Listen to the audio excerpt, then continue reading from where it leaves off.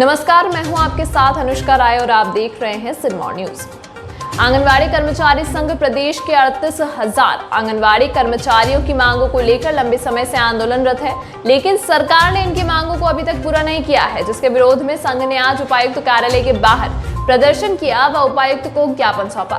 संघ का कहना है कि अगर उनकी मांगों को नहीं माना जाता है तो 29 नवंबर को प्रदेश में बहुत बड़ा आंदोलन किया जाएगा, जिसमें प्रदेश भर के आंगनवाड़ी वर्कर्स भाग लेंगे।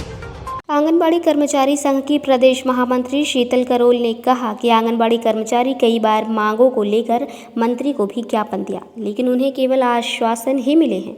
उन्होंने मांग की है कि सरकार को आंगनबाड़ी स्कूलों को ही प्री प्राइमरी स्कूल बनाना चाहिए।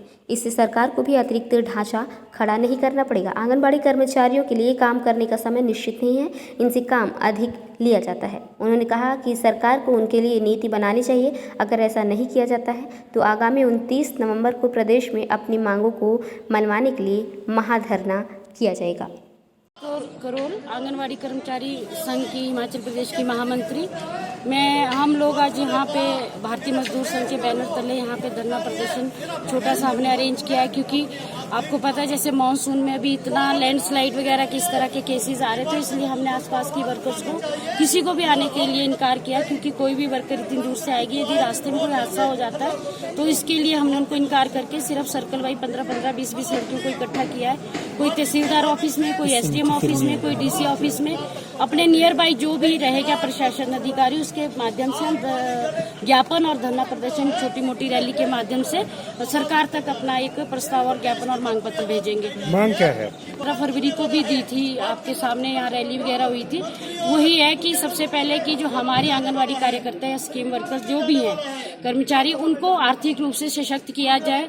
उसके लिए हमने उनमें डिमांड लिख के दी है, या तो हमारी कोई श्रेणी निर्धारित की जाए। प्री स्कूल को सरकार एक चलाने वाली है, तो जो 45 साल से आंगनवाड़ी कार्यकर्ता प्री स्कूल को अनौपचारिक रूप से चला रही थी, हमारी मांग है कि सरकार के पास आर्थिक भी कमी रहती है, हमेशा रोता रहती है सरकार की आर्थिक अभाव है, आर्थिक अभाव है।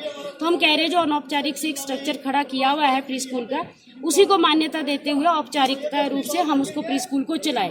लेकिन सरकार का भी हमारे को 15 फरवरी को जब हमने धरना दिया था, तो उसके बाद भी हमारी मंत्री जी से बैठक हुई थी सरवीन चौधरी जी से, तो उसके बाद भी हमें ना कोई प्रोसीडिंग मिली है कि उन मांगों पे क्या एक्शन लिए है या क्या उन्होंने कदम उठाया, कोई पता सता नहीं है। तो उसके रिगार्डिंग हमें आज दोबारा से खड़ा होना पड़ा यहाँ के, क्योंकि हमें ना कोई उनका ऐसे जब उनसे मिलो तो बोलते हैं कि हाँ कर रहे हैं, लेकिन उसका कोई ना ब्लैक एंड व्हाइट में हमें कोई अभी तक पता चला कि उन्होंने कोई डिसीजन लिया या नहीं लिया।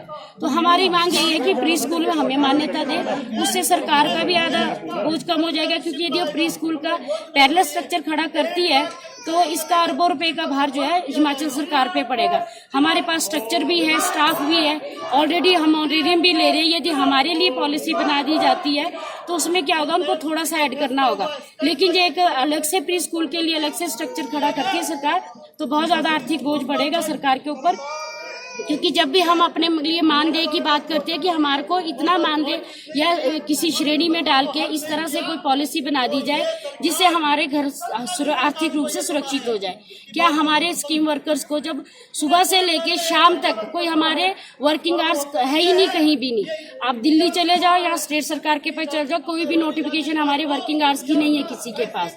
हमने पूछा भी तो वर्किंग आवर्स किया, फिर भी बोलते हैं कि आपका वर्किंग आवर्स कंप्लीट नहीं होती। यदि हम डेली बेस के लिए बोलते हैं कि हमारे को डेली पे डालो, लेकिन हमारे को रात को 10 बजे भी हमारे से काम मांग लिया जाता है कि ये रिपोर्ट भेजो, तो इमीडिएट हमारे को भेजनी पड़ती है।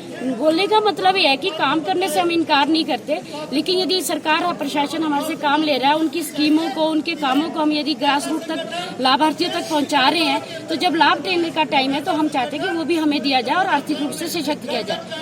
आपको पता है टाइम टू टाइम महंगाई कितनी बढ़ रही है। अभी 25 रुपए सिलेंडर बढ़ गया है, 35 रुपए एक साइका को मिल रहा है, 4500 प्लस इस मिनी कार्यकर्ताओं को मिल रहा है। 4000 तो यहाँ पे रेंट है रूम का, यदि एक रूम लेना हो किसी ने किराए पे, तो घर कैसे चलाएंगे? सिलेंडर खरीदना तो कहाँ से खरीदेगी?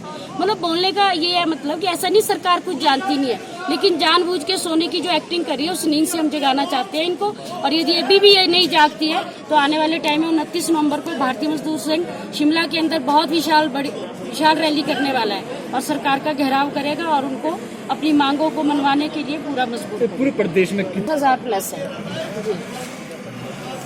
अभी तक के लिए फिलहाल इतना ही। खबरों के साथ बने रहने के लिए देखते रहिए सिरमौर न्यूज। पिया तो रखे सा अभिमान, पिया तो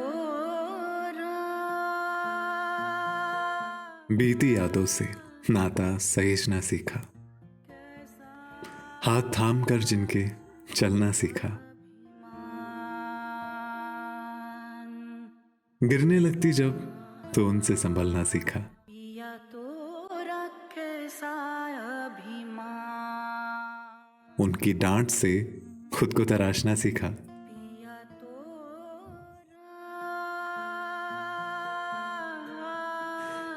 घर से दूर होकर भी दिल को हमेशा यह एहसास रहता है, उनका प्यार और फिक्र हमेशा मेरे साथ रहता है। भूषण ज्वेलर्स, अनमोल रिश्तों के लिए।